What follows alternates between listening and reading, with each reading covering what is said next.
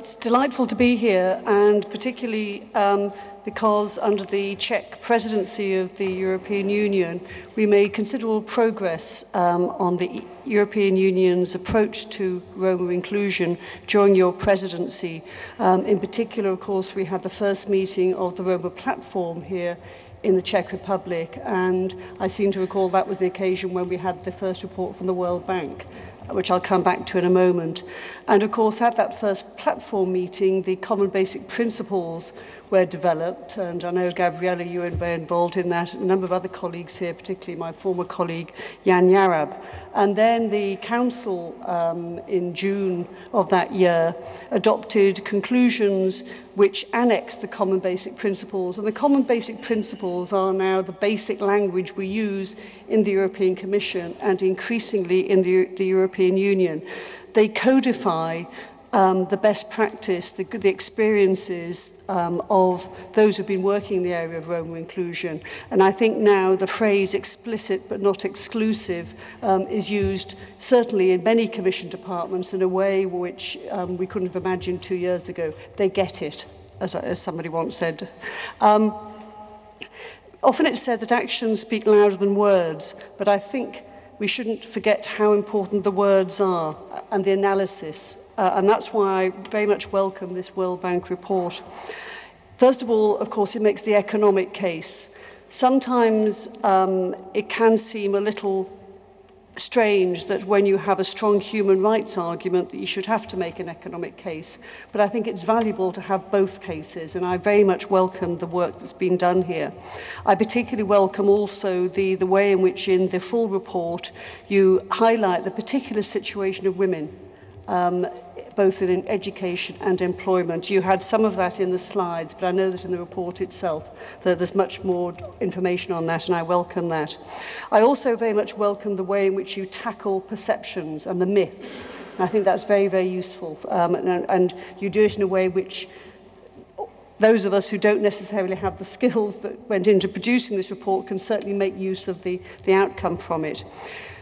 You also point out that the diagnosis of the situation and the measures that need to be taken are largely known, and notably that we need to focus on specific policy areas such as education, both early education and participation in higher levels of education, tackling early school leaving, and also, of course, employment, active labour market policies. And you point out that the resources are available. The issue is now how we focus on bringing all of this together. Let me just say something about what the European Union has been doing. Over the last few years, we've assessed the European Union instruments available to support member states and indeed other countries in the social and economic integration of the Roma.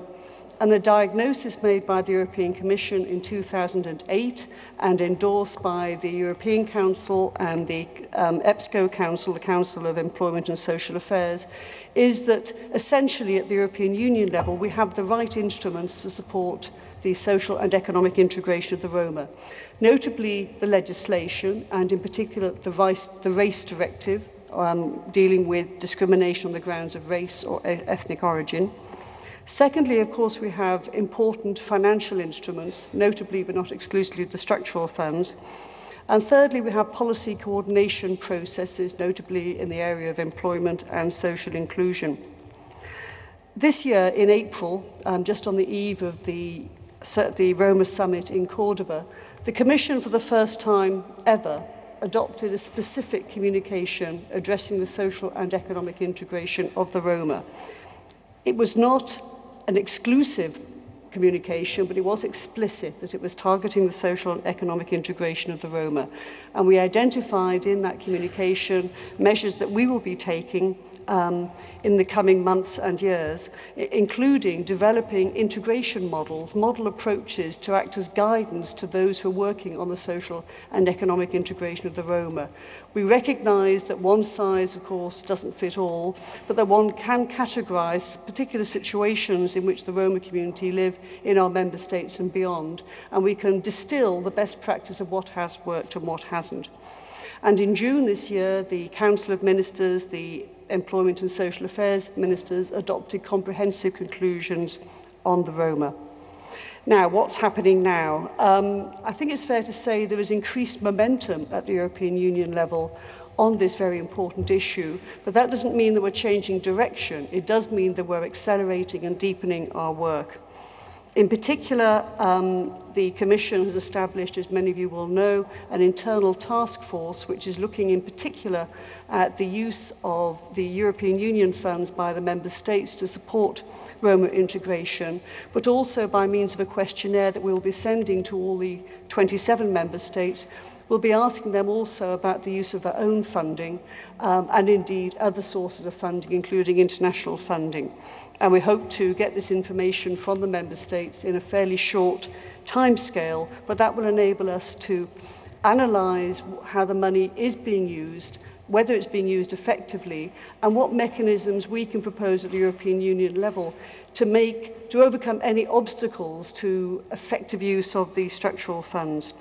We intend to produce a communication, probably April next year, which will contain this analysis and also will begin to develop what we are now calling an EU framework for national Roma integration strategies.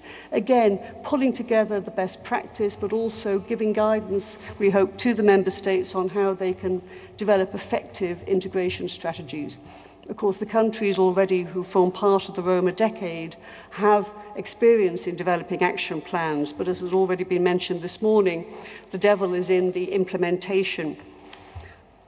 But already there are events taking place in the next few months which we have been planning for some time. And in particular, I'm delighted that in the next week and the following week, we will be going to Romania to continue a practice that we began last year in Hungary of a high-level dialogue with the national authorities on the most effective use of the structural funds to support Roma integration. And we're very pleased with the good cooperation we've had with the Romanian authorities. It's taken a long time to plan this event and the timing is very good, but I know that this will also help us to work collectively to identify any particular obstacles to the best use of the funds. As we know in the case of Romania and of many other member states, the funds, in particular the European Social Fund, are there. They have been identified to support the integration of the Roma, but we recognise that sometimes there can be blockages or obstacles to their use, and we want to work with the Romanian authorities to overcome that. Also, later this year, under the Belgian presidency, there will be a meeting of the Platform for Roma Inclusion. I think the date is being fixed now in December. And in particular, they will focus on child poverty, but also on mechanisms that they have had good experience of in using mediation, using mediators.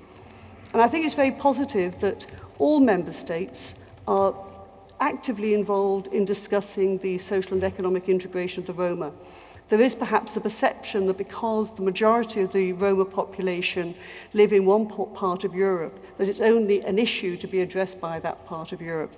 But in all of our member states, we know that the Roma population experience considerable deprivation and unemployment, and that's why we need to work together at a European Union level to establish this framework for national Roma strategies. Thank you.